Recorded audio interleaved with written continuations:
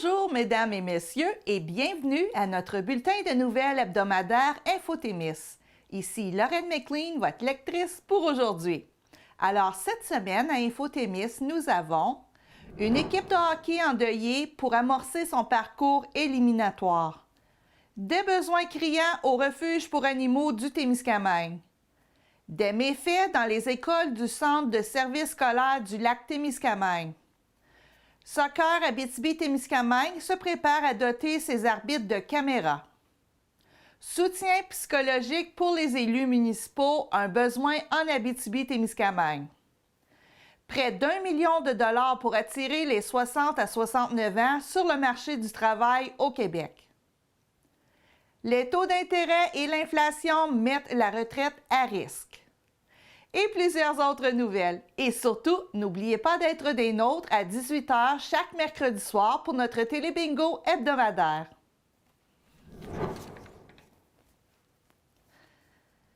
Ce printemps, le changement d'heure aura lieu dans la nuit du 9 au 10 mars 2024, soit plus exactement le dimanche 10 mars 2024 à 2 heures du matin.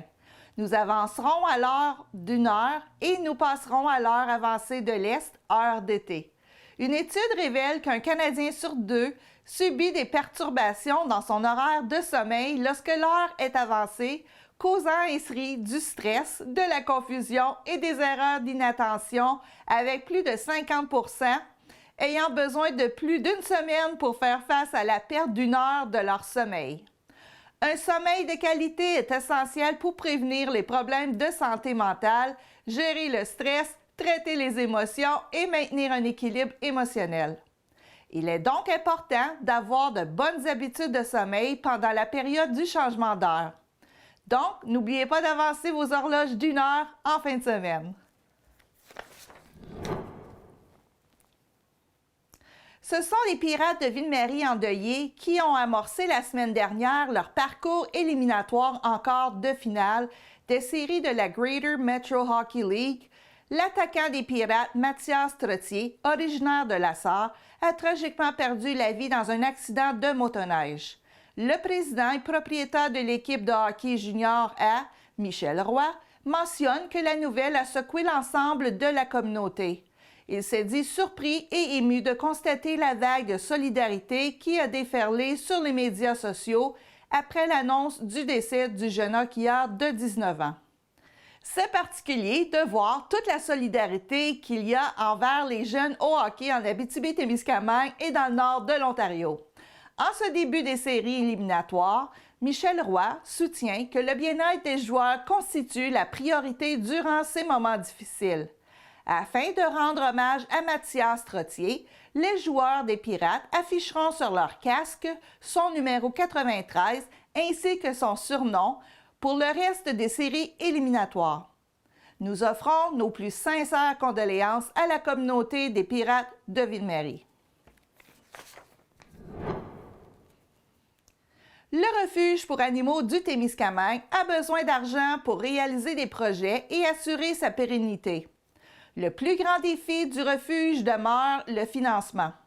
Le refuge ne reçoit aucun chèque du gouvernement en guise d'aide, étant donné que c'est un organisme à but non lucratif. Il n'existe aucune subvention pour les refuges d'animaux. L'organisme à but non lucratif vit grâce aux dons, aux frais d'adoption et par les ententes de services avec les municipalités.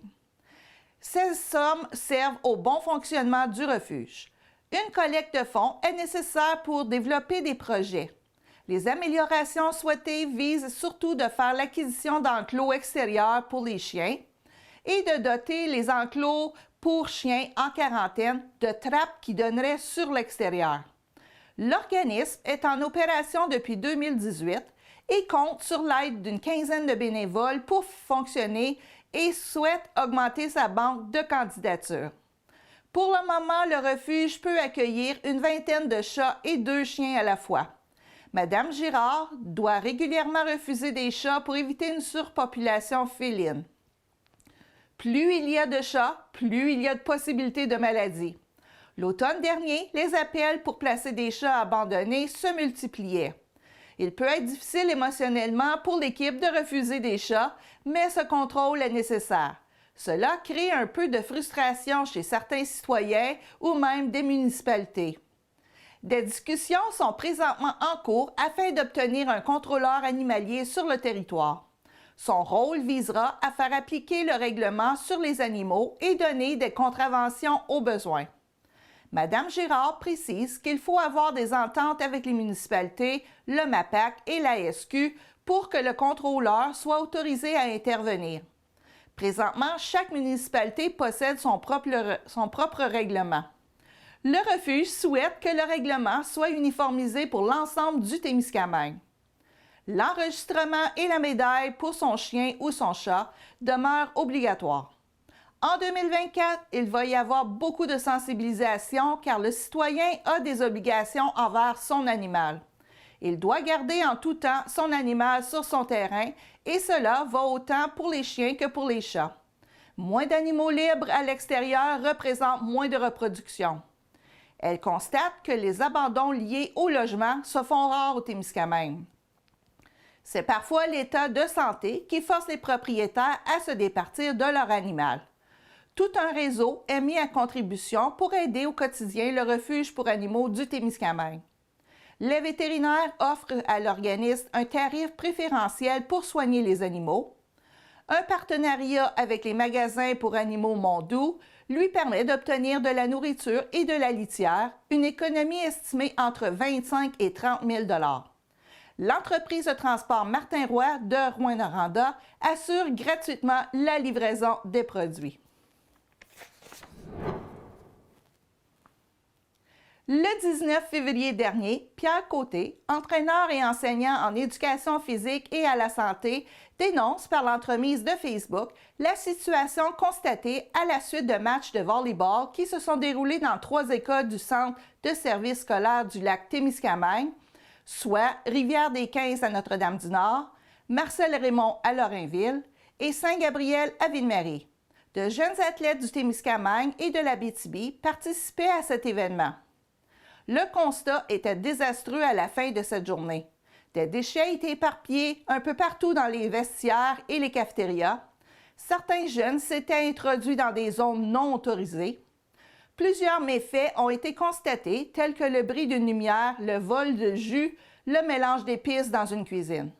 Selon M. Côté, le phénomène est récurrent lors des tournois scolaires et a pris de l'ampleur dans les dernières années dans les différentes écoles hôtesses sur l'ensemble du territoire de l'Abitibi-Témiscamingue.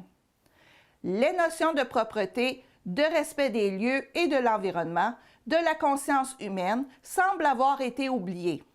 Il est devenu difficile d'imposer des règles strictes, des règles de vie normales, sans se faire accuser d'être trop sévère. Trouver les coupables de ce genre de gestes est une tâche difficile car les jeunes se protègent entre eux, ne dénoncent pas. Il y a un travail de conscientisation qui doit être fait. M. Côté a pu compter sur l'aide des athlètes plus matures pour amasser les dégâts. Pour lui, il est important de remercier ces jeunes qui se comportent bien. Il ajoute que trop souvent, on a tendance à accorder trop d'énergie à ce 5 ou 10 % de ses élèves malfaisants qui grugent 100 % de notre temps. La municipalité de Moffett a achevé la construction de sa serre agricole communautaire l'automne dernier. La semaine passée, elle a tenu une première rencontre d'information en présence de 26 citoyens désirant s'impliquer dans un comité pour gérer les lieux. Marie-Claude Légaré-Coderre, la chargée de projet en sécurité alimentaire à la municipalité, s'est dit surprise par l'engouement qu'a suscité le projet qui occupe la municipalité depuis 2022. L'implication citoyenne, c'est de vraiment réfléchir ensemble sur ce qui va être mis en culture dans la serre, de ce qui va se rendre dans l'assiette, de qui et comment, de le faire ensemble et en allant aussi chercher des formations comme avec le Centre Frères Moffett sur la transformation et la mise en conserve. Il y a encore beaucoup de questions qui devront être abordées, notamment ce qui va être cultivé dans l'installation, les quantités à produire et les bénéficiaires. Des décisions qui seront prises collectivement par les citoyens qui veulent s'impliquer. Le projet s'inscrit dans une démarche municipale afin d'offrir une alimentation de proximité, de rendre accessibles des aliments frais et de qualité et de le faire ensemble dans l'esprit social. Il vient s'ajouter au marché public et à la cuisine de transformation déjà en place. Elle insiste pour dire que l'objectif n'est pas d'atteindre l'autonomie alimentaire ou de concurrencer les productions déjà existantes. Le but de la serre n'est pas tant de répondre aux besoins alimentaires, mais de se mettre en action pour développer les connaissances nécessaires en agriculture. Il y a plusieurs jardiniers qui produisent à Moffett, qui partagent ou vendent leurs légumes. Le but de la serre n'est pas de produire plus alors qu'il y en a déjà qui produisent, mais d'essayer de produire plus tôt en début de saison et à l'automne, d'être complémentaire à d'autres producteurs locaux. Ce n'est pas de venir en compétition. La chargée de projet souhaite voir les premières récoltes dès l'été prochain. Pour cette première année, on va aller avec quelques valeurs sûres comme des tomates, des concombres, des cornichons, peut-être des aubergines et des fines herbes, et avec ce que le comité citoyen va décider. Tout est possible. Tout ce qui est intéressant à faire pousser en serre, on va l'essayer. Un camp de jour pourrait être installé autour de la serre et serait accompagné de plusieurs ateliers sur les produits forestiers comestibles. Le projet de serre a coûté environ 120 000 $, en majorité des subventions. Le Témiscamien David Saint-Onge se veut l'un des 4 auteurs de l'ouvrage « Tout sur ChatGPT, le comprendre et l'utiliser », dont le but est de démystifier cet outil d'intelligence artificielle pour le commun des mortels. Diplômé en informatique et directeur technique d'une entreprise de développement de logiciels, M. Saint-Onge en est à sa 2e publication après « Tout sur Bitcoin, le comprendre et l'utiliser ». David Saint-Onge souligne que c'est une commande de son éditrice qui estime que c'est un bon sujet à essayer de vulgariser. Le théâtre du Tandem est arrivé au Témiscamingue le 1er mars dernier avec toute l'équipe de création de leur pièce Michelin. Ils passeront une semaine à Moffett, soit du 1er au 6 mars, pour mettre ensemble tous les éléments de la pièce, histoire que ça marche au quart de tour dans les salles communautaires. Le spectacle est prévu le 6 mars prochain. Ensuite, ils feront le même exercice au Théâtre du Rift, soit du 7 au 14 mars, pour roder le spectacle pour les salles pluridisciplinaires. Les spectacles sont prévus les 13 et 14 mars prochains. Implanté en Abitibi et au Témiscamingue, le Théâtre du Tandem se donne pour mission de rendre compte de la réalité et de l'imaginaire des citoyens d'un territoire considéré comme une région ressource. Le soleil ne sera pas complètement caché en Abitibi-Témiscamingue lors de l'éclipse solaire du 8 avril prochain. Le phénomène rare d'éclipse solaire totale ne sera pas visible partout par tous. Dans la région, il s'agira plutôt d'une éclipse partielle.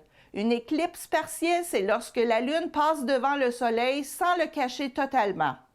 Dans le cas du 8 avril, dans le coin de Rouyn-Noranda et Val-d'Or, c'est à peu près 85 % du Soleil qui va être caché par la Lune. Dans le Témiscamingue, c'est au-dessus de 90 %. C'est une éclipse partielle. La totale est vraiment beaucoup plus rare. La plupart du temps, il y a une confusion. Pour le coordinateur scientifique, il s'agit d'un bel événement et d'une occasion pour tous d'apprendre à en profiter de façon sécuritaire. Il comprend toutefois les difficultés de logistique avec les enfants à l'école. Il n'y a pas une histoire de rayon qui devienne plus dangereux. C'est vraiment la même chose que tous les jours. La différence, c'est nous. Lorsqu'il y a une éclipse partielle, par exemple à 85 %, comme on va avoir dans la région de l'Abitibi-Témiscamingue, ça peut devenir plus tentant que la normale d'essayer de l'observer. Il est possible d'observer l'éclipse partielle avec des lunettes, des filtres ou de façon indirecte. En réalité, chaque bout de soleil qui reste dans ce temps-là est très brillant. Donc, même regarder un croissant de soleil pendant de nombreuses secondes, ça peut créer des dommages à la rétine. À Rouyn-Noranda, le Centre de services scolaires a annoncé une demi-journée pédagogique pour permettre aux élèves de rentrer plus tôt à la maison. La direction souhaitait éviter la sortie des classes pendant l'éclipse. Les fonds promis par Québec pour bonifier les services d'aide psychologique aux élus municipaux sont bien accueillis dans la région, même si certains estiment que ces mesures arrivent tardivement. La préfète de la MRC de Témiscamingue, Claire Bolduc, perçoit d'un bon œil la création d'une ligne téléphonique pour aider les élus municipaux et les membres de leur famille. Madame Bolduc juge nécessaire d'accompagner ces derniers, d'autant plus que les élus locaux se retrouvent souvent en première ligne des services aux citoyens. On a beaucoup fait la promotion de la place des femmes et des jeunes, mais on a oublié à quelques égards de mentionner quelles sont les responsabilités, les obligations et la réalité des élus municipaux. La politicienne compare la fonction d'un élu à une vocation où il est souvent difficile d'établir des limites, en particulier en contexte de crise, comme lors des récents feux de forêt en Abitibi-Témiscamingue et dans le nord du Québec. Claire Bolduc mentionne qu'elle a des élus qui travaillent, qui ont un emploi et qui donnent tout leur temps libre à leur municipalité. Ils le savaient avant d'arriver, mais ce n'est pas le cas de tous les élus municipaux. Le maire de Malartic, Martin Ferron, estime aussi nécessaires les mesures annoncées par Québec. Il croit cependant que ce bon début aurait pu survenir bien plus tôt au regard des besoins existants. Près de 800 élus municipaux ont quitté leur poste dans les 3 dernières années au Québec. Le regroupement de femmes de l'Abitibi-Témiscamingue présente le thème de la Journée internationale des femmes 2024 et dévoile les activités qui auront lieu en Abitibi-Témiscamingue pour souligner cette journée. C'est sous le thème « Ça gronde » que le mouvement des femmes se mobilise le 8 mars prochain. Au Témiscamingue, le Centre de femmes du Témiscamingue, la Maison d'hébergement L'Équinoxe et le Calax du Témiscamingue vous proposent un spectacle d'humour le 6 mars à 19h au Rift de Ville-Marie. Le spectacle présenté est Fuck la culture du viol. C'est gratuit et ouvert à toutes et à tous. Pluie, grisée, verglas, neige, rafales et refroidissement soudain ont rendu les déplacements difficiles partout dans la région mercredi passé. Malgré les mauvaises conditions routières, on dénombre peu d'accidents, seulement quelques collisions sans blessés à travers le territoire. Seul événement notable, un poids lourd s'est renversé sur le côté de la route dans une courbe du secteur de Notre-Dame-du-Nord. Le conducteur s'est retrouvé incarcéré dans la cabine de son camion. Les pompiers l'ont sorti avec les pinces de désincarcération. Il a été conduit à l'hôpital en ambulance pour une blessure à la jambe. Pas très loin de l'endroit du premier accident, un autre événement impliquant également un poids lourd est survenu dans une courbe. Pour celui-ci, aucun détail n'a été révélé. La Sûreté du Québec rappelle que les collisions lors des conditions climatiques précaires sont principalement causées par le comportement des conducteurs qui n'adaptent pas leur conduite en conséquence. Elle invite les utilisateurs du réseau routier à réduire leur vitesse, à garder leur distance avec le véhicule qui les précède et à s'assurer que leurs vitres, phares et feux sont bien dégagés. Des arbitres de soccer en Abitibi-Témiscamingue pourraient porter des caméras corporelles à compter de la prochaine saison. Soccer Abitibi-Témiscamingue a procédé ce week-end à des tests techniques lors de matchs à Amos pour trouver l'équipement répondant le mieux à ses besoins. Ce projet va aussi se déployer en Estrie et dans d'autres associations au Québec et pourra devenir un outil intéressant de prévention pour éviter les débordements sur le terrain et dans les estrades. Soccer Abitibi-Témiscamingue espère ainsi attirer et surtout retenir plusieurs arbitres qui pourront se sentir mieux outillés dans leur travail. Ce n'est pas toujours évident, surtout pour les 14 à 18 ans qui s'en sont dans leur première expérience d'arbitrage. La caméra devient sécurisante, il y a un protocole de plainte avec Soccer Québec, mais c'est souvent la parole de l'un contre la parole de l'arbitre. Avec une portion vidéo, c'est moins stressant pour l'arbitre. Il sera possible d'avoir une meilleure confiance dans le système qui ne se basera pas seulement sur des oui-dire ou des interprétations. Les images viennent enrober tout ça. L'ampleur du projet en Abitibi-Témiscamingue n'est pas encore définie. Si les tests effectués dans les prochains jours sont concluants, un projet d'acquisition et de déploiement des caméras sera ensuite étudié par l'association régionale. Soccer Abitibi-Témiscamingue pense cependant débuter l'utilisation des caméras de façon sporadique lors de matchs ciblés jugés plus à risque de débordement. Les caméras permettront de revenir sur des matchs où il y aurait eu des débordements et voir si toutes les sanctions ont été décernées.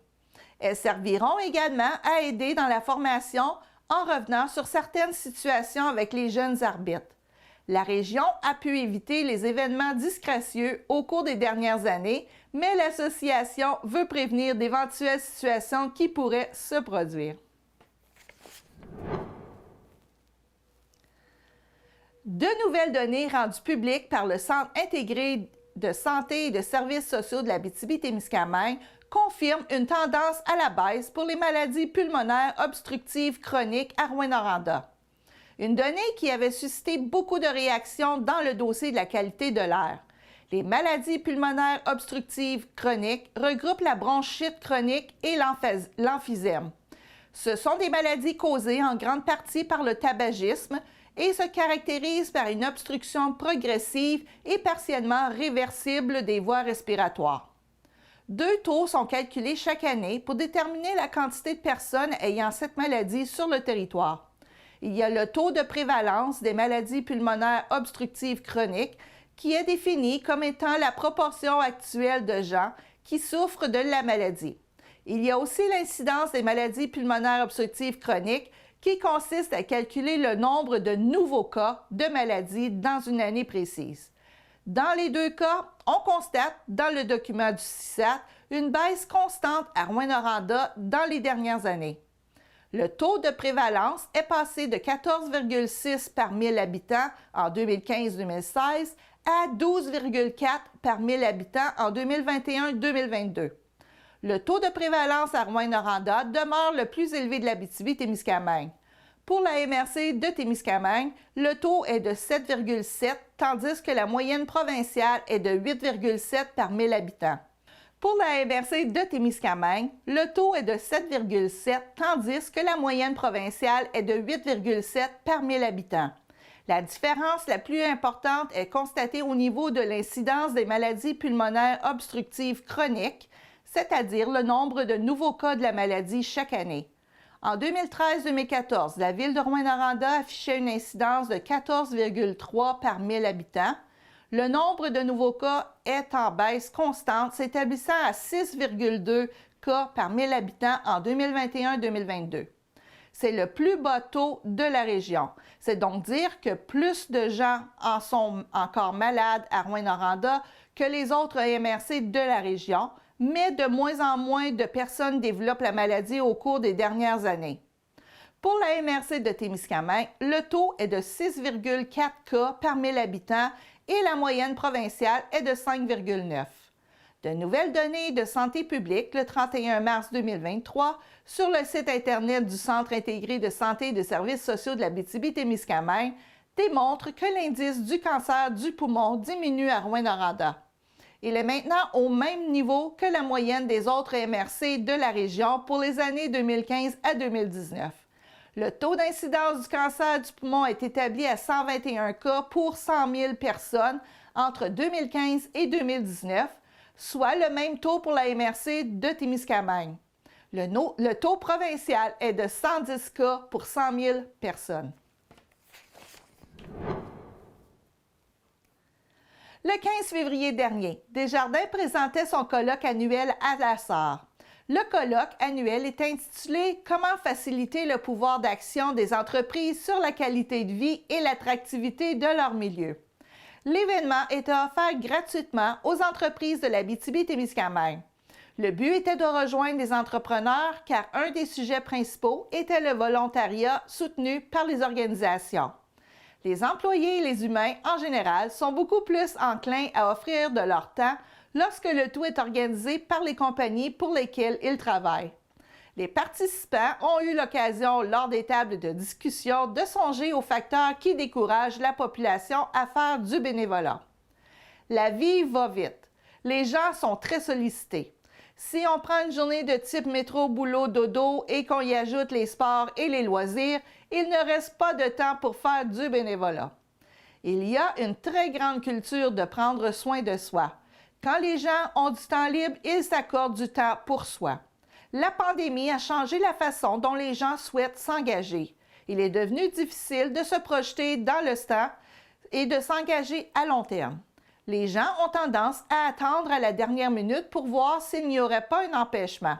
Cela est directement lié à la pandémie.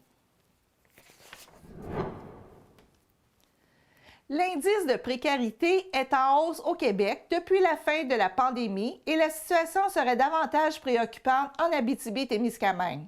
Selon une étude de la Fondation pour l'alphabétisation, 425 000 Québécois et Québécoises se retrouvent ainsi présentement pris dans une spirale de grande vulnérabilité.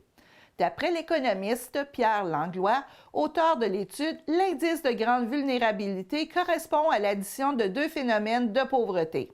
C'est-à-dire quand un individu ou un ménage vit un phénomène de pauvreté sociale, qu'on peut mesurer notamment par la littératie et un enjeu de pauvreté économique qu'on mesure par le panier de consommation.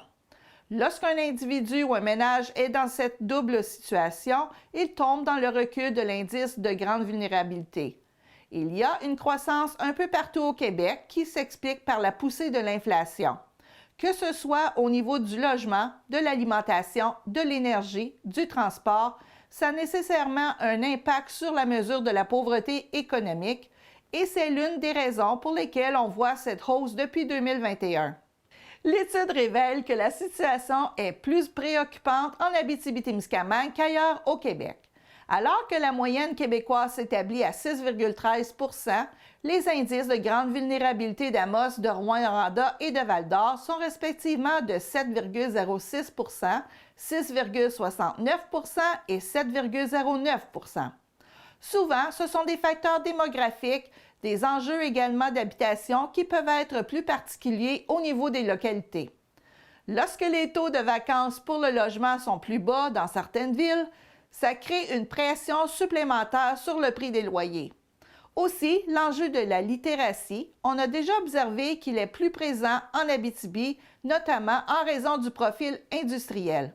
Lorsqu'on est dans une région ressource où on a davantage un profil d'emploi qui est lié à des études professionnelles ou des formations spécialisées, c'est sûr que le bilan littératie est affecté.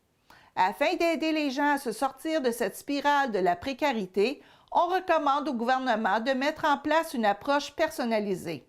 Il faut comprendre que les gens qui se retrouvent dans cette situation de grande vulnérabilité, c'est assez pluriel.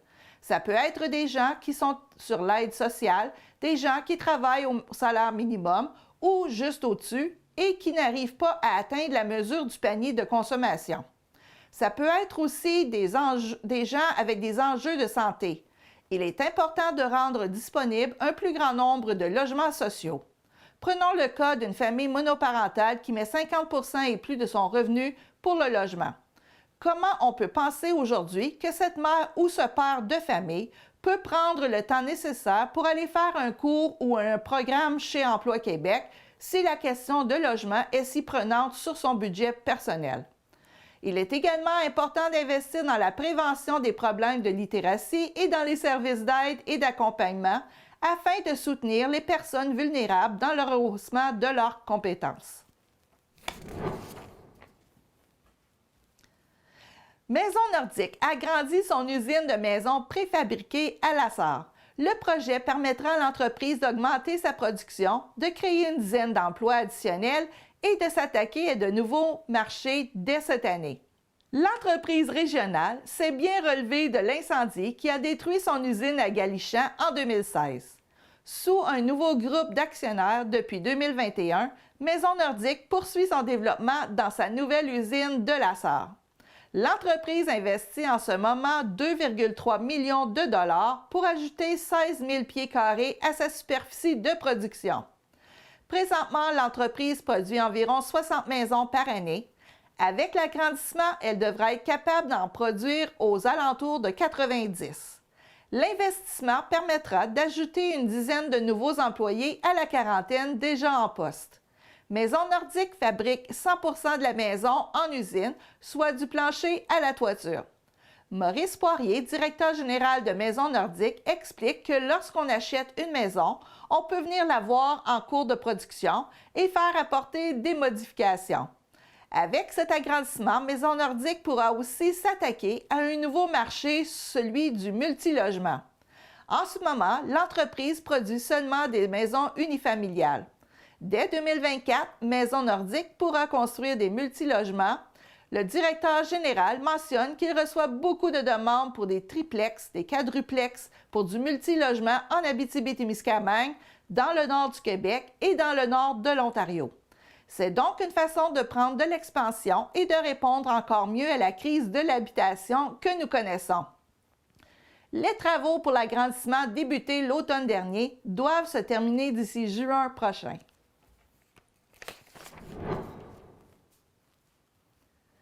La pauvreté est plus fréquente chez la femme en Abitibi-Témiscamingue. Dans une région où l'écart salarial est grand, dû à l'industrie minière et forestière, la femme se retrouve souvent vulnérable en raison de la discrimination et de l'inégalité salariale, car elle assume le rôle de la gestion familiale. Si tu es né dans une famille pauvre, ça va faire en sorte que tu as plus de risques d'être pauvre plus tard. Le facteur de risque le plus fréquent qu'on peut voir en Abitibi-Témiscamingue est la monoparentalité. La femme avec ses enfants doit ramener un revenu pour combler les besoins. Elle est souvent limitée à choisir un emploi qui lui permet de concilier travail-famille afin d'être présente pour ceux-ci. Donc, dans un constat réel, le parent en situation de pauvreté ne sera pas en mesure de payer les besoins de base de ses enfants. Des problèmes surgiront tels que n'avoir pas eu de repas au déjeuner, vivre dans un logement insalubre, manquer de sommeil. Alors, tous ces états deviennent difficiles dans l'apprentissage de l'enfant à l'école. Ce qui amène l'enfant à poursuivre les traces de ses parents et de rester dans un cercle de pauvreté intergénérationnelle. Un revenu de moins de 53 140 $ après l'impôt est considéré comme un revenu en situation de pauvreté pour une famille de 4 personnes. Pour une personne seule, il se chiffre à 26 570 $. Le gouvernement du Québec a confirmé lundi passé des aides financières totalisant plus de 800 000 $ à Liqueurs Lassard, l'entreprise qui embouteille l'eau Onibi. L'entreprise a investi 5,1 millions de dollars dans l'optimisation de ses opérations à Amos et à Lassard au cours de la dernière année. Au nom de ses collègues à l'agriculture, au transport et à l'emploi, le ministre du Travail et ministre responsable de l'Abitibi-Témiscamingue, Jean Boulet, a annoncé 600 000 $ pour l'automatisation de certaines opérations aux usines d'Amos et de Lassard. 170 000 $ pour l'acquisition de camions lourds 100% électriques et 30 000 $ dans la formation de la main-d'œuvre. Onibi peut ainsi tripler sa production avec un peu moins de 10 employés, ce qui est un peu négligeable dans le contexte de la pénurie de main-d'œuvre qui est sévie actuellement. Par voie de communiqué, le gouvernement fédéral a aussi annoncé une contribution remboursable de 800 000 $ par le biais de Développement économique Canada pour améliorer sa productivité et sa capacité de production. Les opérations de l'entreprise sont tournées vers le respect de l'environnement, d'où l'utilisation de camions électriques pour effectuer environ 80 % du transport de l'eau et des produits dans la région. L'entreprise voulait des équipements qui ne produisent aucun gaz à effet de serre, qui sont respectueux de l'environnement. Ici à Amos, on a de l'eau de source naturelle en canette, un produit éco-responsable emballé dans une boîte de carton. L'entreprise a le privilège d'avoir un permis de captation dans un estuaire du nord du Québec. L'environnement est important pour les propriétaires d'Onibi, c'est ancré dans leurs valeurs. Le ministre responsable de l'Abitibi-Témiscamingue, Jean Boulet, assure que son gouvernement prend au sérieux l'enjeu des délais ambulanciers. Le bureau d'enquête de Québécois révélait cette fin de semaine que les délais de réponse des ambulances étaient trop élevés dans la majorité des régions du Québec. Un bambin de 18 mois a perdu la vie à Nord-Métal il y a 2 ans en attendant l'ambulance. Il y a quelques jours, le Centre intégré de santé et de services sociaux de l'Abitibi-Témiscamingue a compilé des chiffres sur les délais de prise en charge dans son infolettre. Jean Boulet a indiqué que le ministre de la Santé, Christian Dubé, travaille présentement sur le dossier. Il va d'ailleurs soumettre bientôt un plan d'action pour répondre à toute la problématique des services préhospitaliers. Les délais vécus par des personnes sont complètement inadmissibles. Pour les priorités 0 et 1, qui nécessitent un déploiement d'ambulance immédiat, l'ambulance était sur place en moins de 12 minutes, 2 fois sur 3, selon les chiffres du CISAT. Dans 11 % des cas, l'ambulance mettait de 20 à 30 minutes pour se rendre sur les lieux dans les situations les plus urgentes. Le défi 28 jours sans alcool de la Fondation Jean Lapointe, qui vient de prendre fin, a permis d'amasser plus de 11 300 $ en Abitibi-Témiscamingue. Elle se classe 13e sur 17 régions pour les sommes amassées et le nombre de participants avec 125 personnes qui ont pris part au défi. Plus de 7 260 participants au Québec ont relevé le défi de ne pas boire d'alcool pendant 29 jours en février et ont amassé 745 000 $. La directrice générale de la Fondation Jean Lapointe, Anne-Julie Tremblay, a constaté une chute des montants récoltés en raison de la situation économique. À titre de comparaison, en 2021, 827 personnes ont participé et plus de 27 000 $ ont été amassés dans la région. On le voit partout en ce moment dans le milieu philanthropique au Québec, mais mondialement aussi. Il y a vraiment une baisse au niveau des donations. On l'attribue à la hausse des taux d'intérêt, puis aux besoins de base. Les gens doivent consacrer leurs revenus au loyer, au ménage, à manger et ensuite viennent les budgets discrétionnaires comme la philanthropie. Elle rappelle que le plus important, c'est que l'événement incite les consommateurs à adopter de nouvelles habitudes de vie. Le 28 jours, c'est avant tout pour que les gens prennent conscience de leur rapport à l'alcool. Le but n'est pas d'empêcher les gens de boire de l'alcool, mais plutôt qu'ils soient conscients des moments de consommation, des quantités consommées pour avoir un rapport sain à l'alcool. Plusieurs participants témoignent des bienfaits du défi et décident d'adopter de nouvelles habitudes par la suite, de changer un peu leur consommation. Les sommes d'argent amassées permettent de financer des campagnes de prévention, de sensibilisation et de traitement des dépendances. La Fondation vient en aide à des centaines de personnes chaque année. Les températures douces et la pluie précipitent la fin de la saison de motoneige.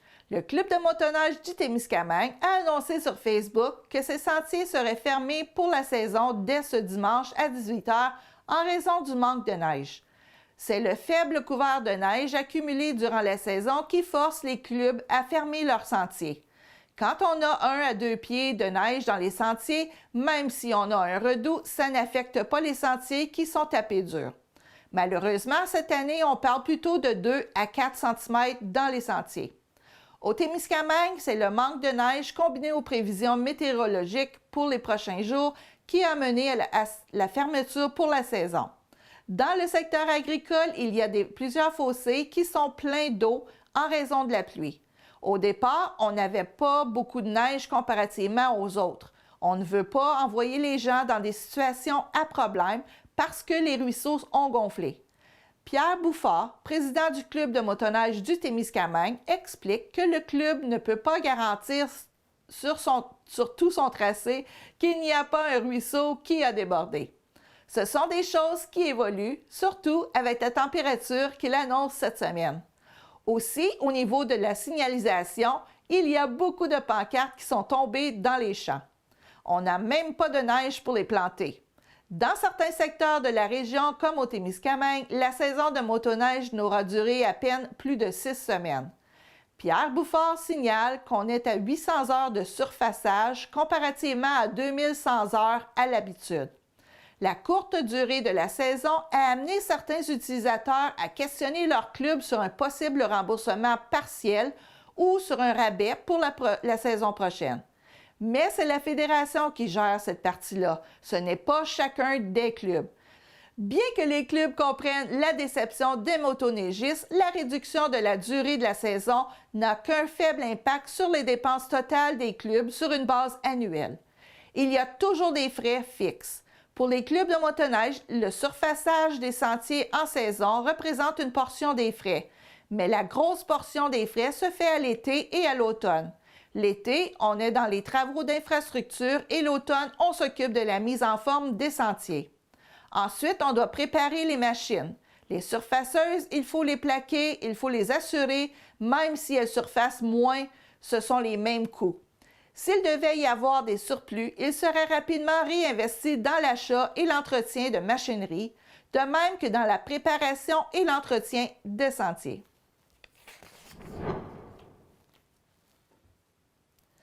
Le 28 février dernier, les entrepreneurs francophones du Témiscamingue ontarien se sont rassemblés pour une dernière fois dans le cadre de l'initiative Leadership entrepreneurial pour les francophones.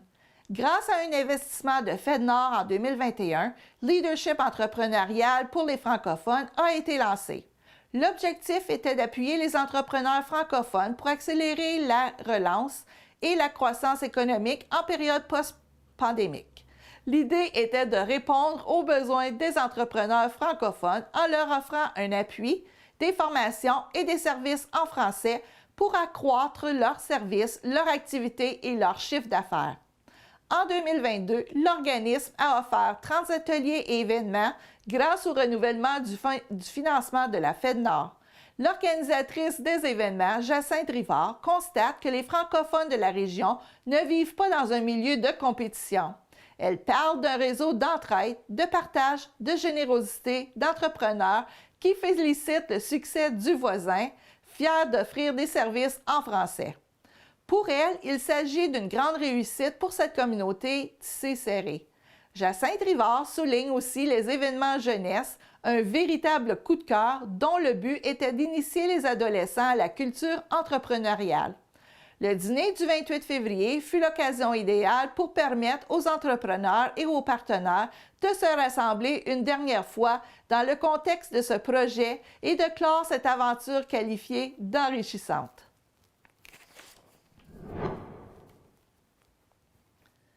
Québec investit près d'1 million de dollars pour recruter des travailleuses et travailleurs de 60 à 69 ans ou les inciter à conserver un emploi dans le but de pallier la pénurie de main-d'œuvre.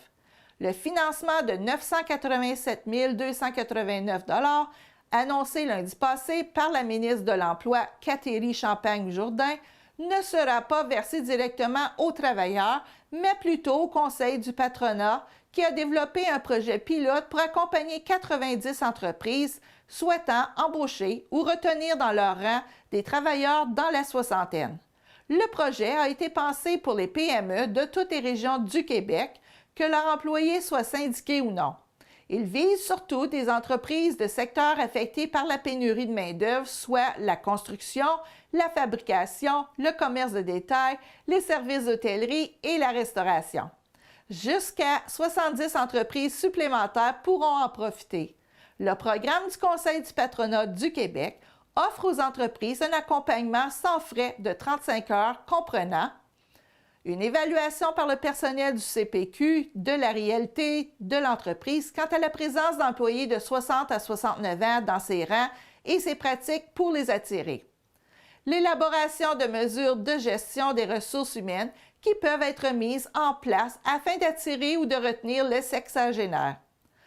2 suivis pour constater l'évolution et le succès de l'application des mesures, le premier après 3 mois et le second après 6 mois.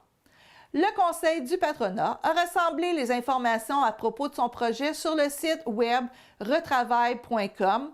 L'accompagnement offert aux entreprises ne sera pas de mur en mur, mais bien des solutions sur mesure pour les PME qui vont demander du soutien au projet du Conseil du patronat. Cet encadrement répondra à un besoin connu car selon des sondages réalisés par le Conseil du patronat du Québec, seulement 8% des entreprises québécoises ont une politique ou des pratiques pour recruter ou retenir les personnes âgées de 60 à 69 ans et 70% ne connaissent pas les ressources pour les joindre. Le manque de main-d'œuvre est déjà un problème au Québec car on compte 175 000 postes à pourvoir. D'ici 2030, toutefois, ce sont 1,6 million de travailleurs qu'il faudra remplacer après leur départ à la retraite. L'Ontario a une longueur d'avance sur le Québec quant à la rétention et à l'attraction des travailleurs dans la soixantaine. Si le Québec était aussi efficace que sa voisine, on compterait aujourd'hui 42 000 travailleurs de plus sur le marché du travail québécois, selon des estimations gouvernementales. Le projet pilote offre aux entreprises des pistes de solutions en ce qui a trait à l'organisation du travail et aux pratiques dans le domaine des ressources humaines, mais les facteurs fiscaux restent une préoccupation importante des sexagénaires au moment de décider d'intégrer ou non le marché du travail. En conférence de presse lundi passé, la ministre Champagne-Jourdain a souligné que l'annonce du projet du Conseil du patronat venait s'ajouter à des modifications au régime de rente du Québec pour inciter la main-d'œuvre expérimentée à rester au travail qui sont entrées en vigueur le 1er janvier dernier. Le recrutement de travailleurs plus âgés apporte des défis particuliers, mais leur expérience, leur expertise, leur loyauté, leur engagement envers les entreprises, leur capacité à faire de l'accompagnement ou du mentorat auprès des plus jeunes sont des atouts.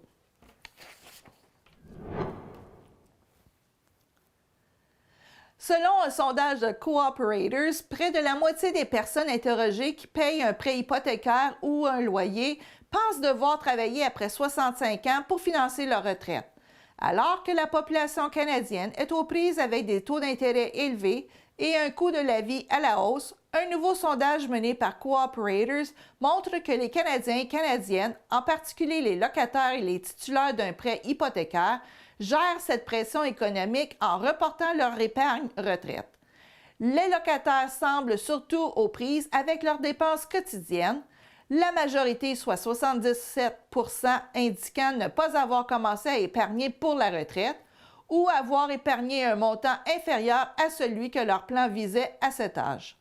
Chez les personnes qui ont un prêt hypothécaire à rembourser, plus de la moitié, soit 51%, dit également avoir accumulé moins d'argent que prévu. Cette situation contraste avec celle des propriétaires sans hypothèque qui semblent être en meilleure position pour leurs vieux jours. Les Canadiens et Canadiennes font face à une situation précaire et difficile en tentant de classer leurs dépenses par ordre de priorité. Cela met à risque la retraite de beaucoup de personnes. C'est un signe évident que la pression économique actuelle compromet la sécurité financière à long terme de la plupart des Canadiens et Canadiennes. Dans l'ensemble, la population canadienne est résignée à vivre une retraite qui ne ressemble en rien à celle des générations précédentes. Seulement 28% des titulaires de prêts hypothécaires, soit 3 sur 10, et 22% des locataires pensent que leur REER et leur économie suffiront. Face aux coûts de logement et aux taux d'intérêt plus élevés, beaucoup de locataires et un bon nombre de titulaires de prêts hypothécaires ne savent pas exactement comment ils ou elles financeront leur retraite. Une forte proportion de titulaires de prêts hypothécaires, soit 48%, et de locataires, 38%, s'attendent à travailler à temps plein ou partiel après 65 ans, âge traditionnel de la retraite. Les conseillers et conseillères en sécurité financière peuvent trouver un moyen de gérer les dépenses quotidiennes tout en conservant un plan à long terme de stabilité financière. Avoir un plan est crucial pour atteindre ses objectifs financiers à court et long terme. Si vous attendez une période financière plus calme ou un salaire plus élevé, votre épargne retraite viendra toujours davantage aux dépens de votre chèque de paye que de l'accumulation passive des intérêts composés. Retarder votre épargne peut compliquer encore plus l'atteinte du montant et de l'âge visé pour votre retraite.